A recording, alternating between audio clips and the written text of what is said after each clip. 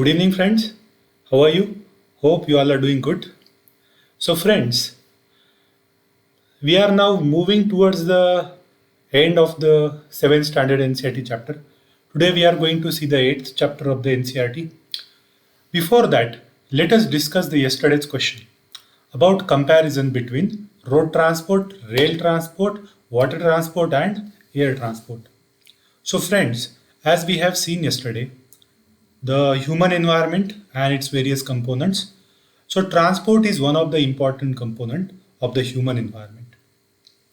So when the question comes about comparison, you should write, uh, you should know little detailed between the various modes of transportation. We should know the overall length of the highways, overall length of the railway network, number of airports, number of waterways, important waterways, current projects which are going on, government schemes regarding road, railways, and highways, also schemes like Udan for the airways. Okay, so in this way, you need to know about all these things to write the answer.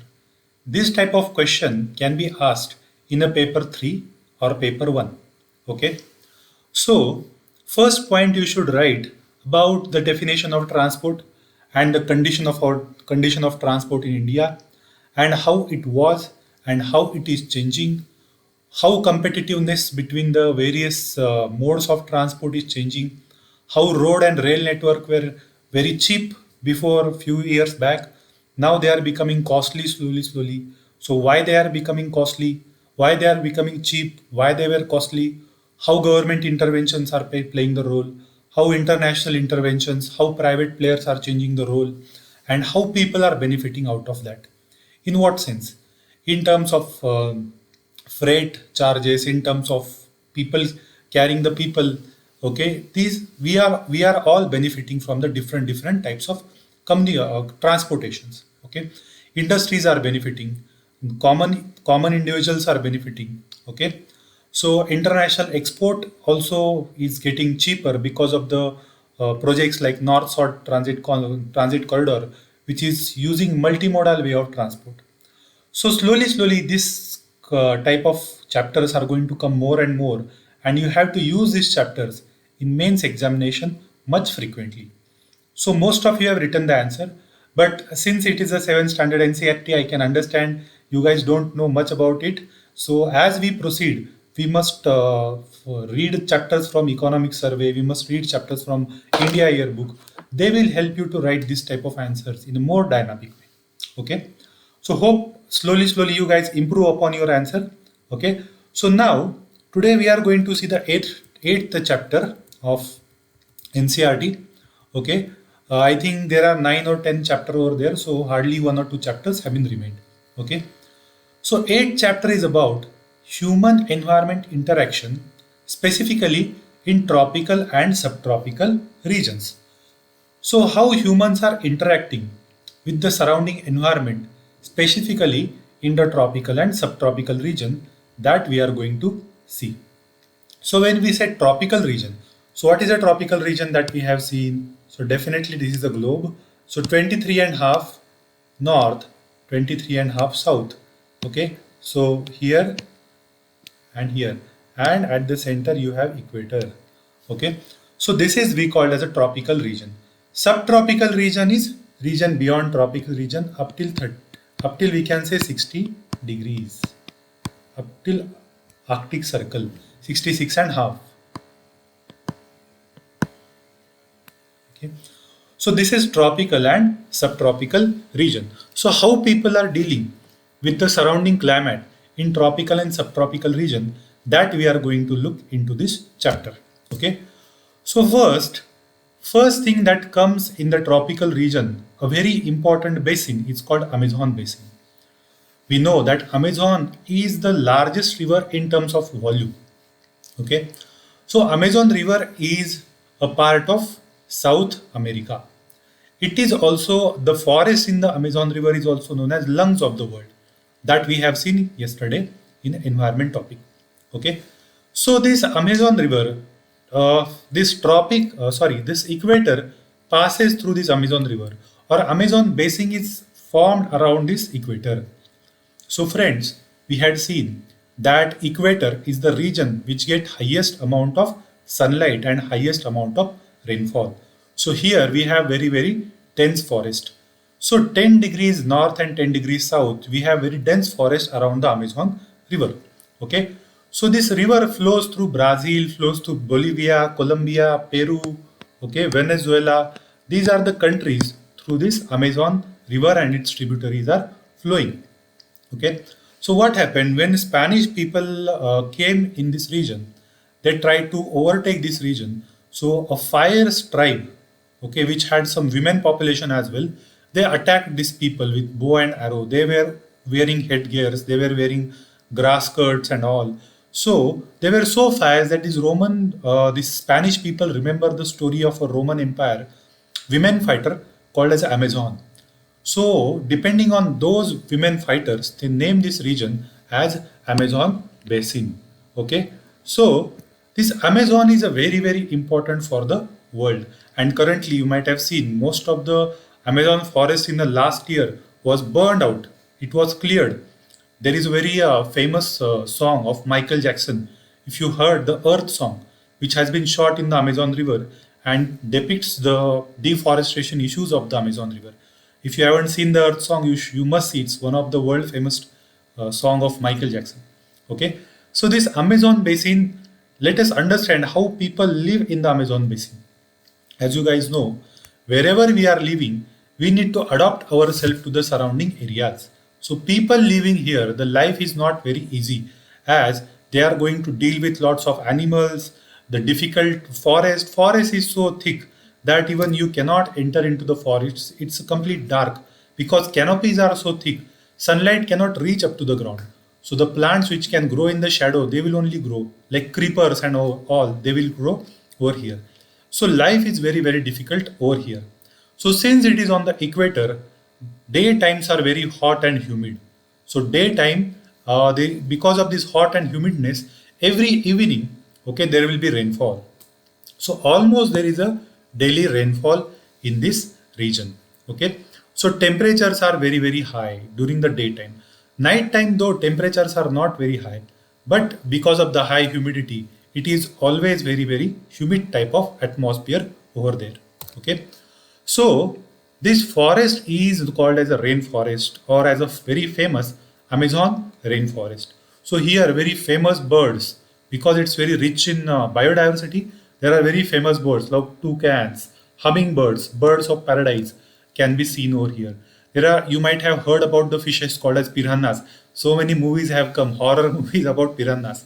They are not as horror they are shown in the movies. Even people swim in the rivers filled with the piranhas. Okay, but they don't do anything to the living creatures. Generally, dead creatures they will attack and they will eat them. So flesh-eating piranhas are there. Okay. Also, there are plants like bromeliads. So you can see this on your screen, bromeliads. So these bromeliads are very famous for storing water in the it will form a bowl of a leaf, okay, and the water will be stored over there. So there are so many species of frogs. They will lay their eggs in this bromeliad water, and their tadpoles will come out, and then they will go away after they are grown properly. So these are the very interesting things which happen in the Amazon rainforest. Okay, so guys, in this way, this Amazon rainforest is a very we can say challenging type of atmosphere. Beautiful for the tourist, but people living there, it is very challenging. So how the tribes in the Amazon live over there? So as we know, they are very fierce tribes. So what do they eat? Okay. So generally, these people are hunter gatherers. They do hunting and gathering, but always it is very uncertain. Hunting and gathering are very uncertain. You never know whether you are going to hunt today or not. You are going to get anything today or not. Okay. So these people simultaneously they grow potatoes, they grow pineapple, they grow tapiocas. Okay, they also do the slash and burn type of agriculture. What is slash and burn type of agriculture? It is also practiced in India's northeast region. So what the people do over here? They cut the forest, they burn the forest, they empty the forest. So huge track of land, very fertile track of land is available to them. Then they will grow plants over, they will grow crops over there. So they will do the agriculture. So after like 10 to 15 years, this land is going to become again unfertile. So they will again move to the some another area. They will clear the forest. Again they will start doing the agriculture there. By the time again new forest will grow where the on the previous land. Okay. So they grow various food, specifically staple food like manioc. Okay, so this is a manioc. Okay, so they will grow this manioc is also known as cassava. So they will grind these, they will take juice out of that, they will store it, and so many things they do with this manioc or cassava. They also grow nowadays. They are also growing coffee, maize, and cocoa. So all the chocolates that we are eating, dairy milk and all, so that's all mostly coming from Africa and South America. Okay, so as we know, the conditions are very difficult to live over there. So generally, some tribes live on the treetops. Some tribes they built beehive-shaped houses. Okay. Some tribes they built these slanting roof apartment type of houses. So these are known as malokas. So these malokas they are the slanting roof type of apartment type of houses. Inside they might have some floors as well. Okay, so you can see so beautiful these malokas. Very the shape is geometrically so perfect. They don't know much. They haven't learned engineering, but still this they are building so geometrically perfect houses. They are called as malokas. Okay, so nowadays the in 70s we created Trans Amazon highways. Okay, so for trading purposes, to make this region accessible, to collect the natural resources over there. So these Trans Amazon highways have been made over there. And nowadays, because developmental activities are been taking place, the timber is very costly. The land is very costly over there. So they are clearing more and more forest. Mafias are creating more and more forest. Recently, huge tracts of forest have been cleared, and they are clearing this from since long time. It is said that with this speed, in next 10 to 15 years, there won't be any Amazon forest. Okay, so survival of this forest is very important. Okay, so next important topic in is Ganga Brahmaputra basin. Now, just we have seen the Amazon basin. This is also in the tropical and subtropical, little bit subtropical region. Ganga Brahmaputra basin is also part of tropical region. Okay, it does not. It is part of tropical and subtropical region. It is maximum present in the subtropical region beyond the 23 degrees. This is Tropic of Cancer. You can see. So beyond that, you have Ganga Brahmaputra basin. Okay, so Ganga Brahmaputra basin is basically the basin made by tributaries of Ganga and Brahmaputra. Okay, between 10 to 30 degrees north latitude. Okay, so these are very. This is a very important place. Okay, it's very entire Indian civilization is surviving on the Ganga Brahmaputra. So let us understand how this Ganga Brahmaputra basin people are living over here, and it is supporting the human lifestyle over here. Okay, so first let us understand Ganga Brahmaputra basin extends from Uttarakhand up to the West Bengal to the Assam. Okay, so here you will see different lifestyle in the Uttarakhand. Then as you come to the plains of UP, Bihar, lifestyle of the people are different. Then you go to the Assam, you go to the West Bengal. Again, the life of the people are different. Okay, so alluvial sand is vastly present in this region. So that's why they are very fertile. Okay, anything can be grown in this Ganga Brahmaputra region, Ganga Brahmaputra plains. So alluvial soil, you can see wheat, sugarcane, potatoes, and so many oil seeds. Anything can be grown in this region. Okay, so as we move from north to the northeast, then you can see bamboo grows in the Brahmaputra region.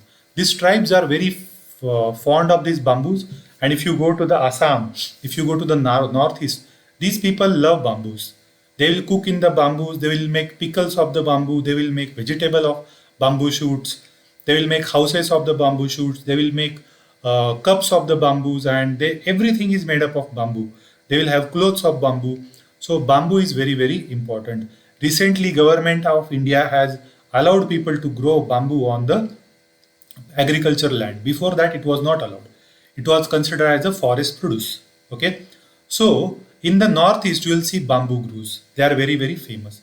As you go to the West Bengal, you will see delta. So delta means what? This is a mouth of the river, where river meets the ocean, where a triangular shaped land is fertile land is formed. We call it as a delta. So there you will see the mangrove forest. So mangrove forests are very very important in the delta region. As you move little bit upward on the hillside, there you will see coniferous trees. So climate is little cold. So you'll see pine, devdar, fir. These types of coniferous softwood trees you will find on the little bit of higher slopes of the Ganga Brahmaputra plains.